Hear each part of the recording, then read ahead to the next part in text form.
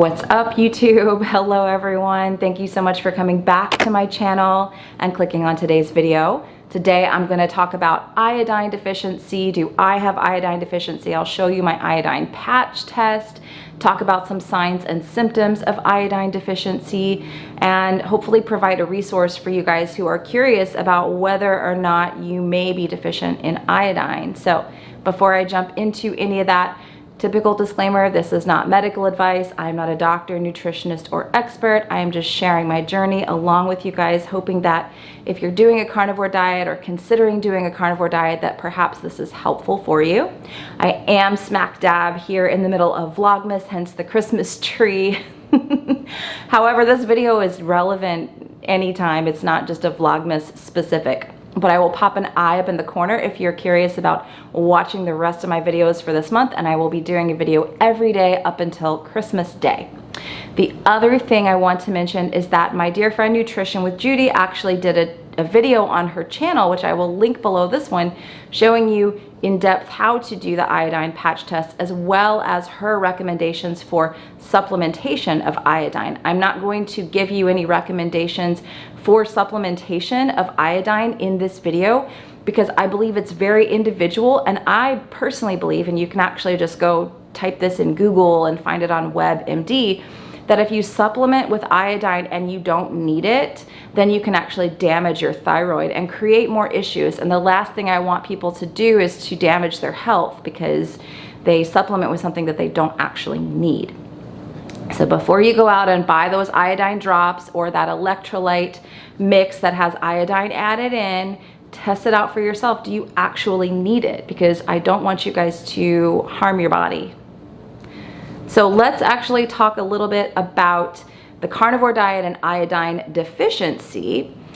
Iodine deficiency is a universal issue in the United States and probably in Europe as well and other parts of the world, because our soil has very low to no iodine in it and our foods do not have iodine in them. Iodized salt is the way that a lot of people are getting their iodine, and a lot of us on the carnivore keto diet have cut out the iodized salt and began to use the Redmond's real salt or Celtic sea salt to help replenish those electrolytes. So we're not even using the iodized salt anymore, which is how a lot of people are getting their iodine. Some other sources of iodine, I have this sitting in my lap, is going to be seaweed. Now I give this, and I'll link I buy like a huge 20 pack. I'll link it below this video if you guys want to grab it on Amazon, or you could just get it at your local grocery. I give like 2 of these to my daughter every day because she loves them. She absolutely loves seaweed. And so I'm like, cool. It's a great healthy snack. And she's getting her iodine. So I'm happy with it. But I personally do not like seaweed at all. It's not like, okay, it's not carnivore, so I can't eat it. It's just like, I just don't like it. So I don't eat it. But iodine is going to be your #1 food source, or the seaweed is going to be your #1 food source for the iodine if that's something that you want to start adding into your diet. And a lot of people do recommend it in the keto and carnivore space. Now, some other sources of iodine are of course going to be the iodized salt, which a lot of us don't eat. Seafood, so salmon, tuna, lobster, shrimp, dairy products. So there are a few ways you can get iodine from food, but nothing is going to be more effective than that seaweed. So iodine deficiency can actually cause hypothyroidism, which is a major problem for people, again, universally. It's not just a carnivore or a keto problem. It is a universal issue that people are having hypothyroidism, and iodine deficiency could be at play because your thyroid needs iodine in order to function properly. So here are some signs and symptoms of iodine deficiency, and they could also fall in line with hypothyroid. So #1 is going to be unexplained weight gain. Your thyroid is responsible for anywhere from 300 to 500 calories a day that it can help you burn. So if you're having a downregulated thyroid and low iodine could be at play here for this, then you're gonna possibly gain more weight. The next one, which I hear a lot of for people who have made a big dietary change or had a big stress in their life, is losing hair. Hair loss is not normal, and a lot of people do experience hair loss, and it is not normal. If you're having hair loss, check your iodine. You can also go ahead and check your thyroid. One of my sponsors is Let's Get Checked. I will put their information below this video. The test that they offer is a TSH, but also reverse T3 and reverse T4, which often get overlooked when you go to your doctor and ask for a thyroid test. So if you're having hair loss, you could have elevated cortisol, number one. I'll put a cortisol test below the video as well. But it could also be that your thyroid is downregulated, and then it could be your thyroid's downregulated from low iodine. The next sign and symptom is feeling weak and tired and cold and fatigued. All of those things kind of fall in that little bucket of low iodine or just a thyroid issue, period. Dry skin is a big one. Now, before I did the carnivore diet, I actually had really, really dry skin. My heels would crack and bleed. And this is also a hallmark of, ooh, it's windy out there. This is also a hallmark of low iodine. A slow heart rate is another sign and symptom, and these again are low thyroid, so thyroid issue, or low iodine. So having a slow heart rate is something you want to also take a look at. So learning, memory problems, brain fog. Again, thyroid possibly not working properly. Women, heavy irregular periods.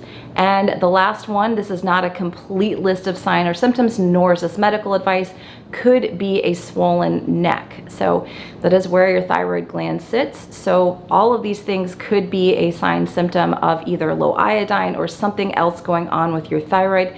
Don't play around with it, you guys. I'm going to show you the patch test in a minute, but you can also check your thyroid at home with Let's Get Checked, or have your doctor run a full thyroid panel for you. Okay, so let's get to my iodine patch test. The way that I did, what I used, and I'll show you guys the videos, was this iodine tincture. Okay. I don't know if you can see it. I will do an Amazon link below this video, but you can also get this from your local drugstore. A lot of places just carry this iodine tincture, and essentially what I did and what you do is you find a little patch on your forearm, and I'll show you the video, where you paint like a 3x3 inch square of iodine on your forearm. And I'll show you several videos of today, or actually yesterday, where I kept on going into the hallway under the same light so it would look the same, and just seeing like how much this was fading. So some people, if in the video that Judy did, that I will link below this video, explains this a lot better, a lot more scientifically. But if you're not seeing any trace of that patch of iodine that you put on your arm after 6 hours, you're definitely iodine deficient. And then after 12 hours, it should still be there after 12 hours. So you can see from my video that it was just barely there after 12 hours. I did send my video to Judy and was like, what do you think? And she's like, yeah, I would start supplementing with a little iodine. So I got a recommendation specifically from her based on my patch test, and I am working with her. So if you want this type of advice from her, I will link her information below so that you can personally work with her. But she also recommends retesting every single week, just to make sure that you're not over supplementing, because over supplementing iodine is somewhat dangerous, I think. Again, you can just go on Google or WebMD and find this information. It's not just me being overly cautious. It is something that you really do want to keep an eye on. So I plan on, after taking the recommendations from Judy as far as how much I need to supplement, I do plan on retesting this very regularly, at least every week, to make sure that I don't have, that I'm getting enough iodine and not too much iodine. So, and this is not a complete medical, advice or anything like that. You guys know that. I just have to keep saying it because I don't want anyone copying and doing exactly what I'm doing, which is why I didn't tell you how much iodine I'm taking or any of that directly. I just want everyone to be safe and healthy. That is my main goal with this video. So I hope that this was helpful, and please comment below if you have any questions. Make sure you check out that video on Judy's channel, and I will see you guys in the next video. Thanks for watching.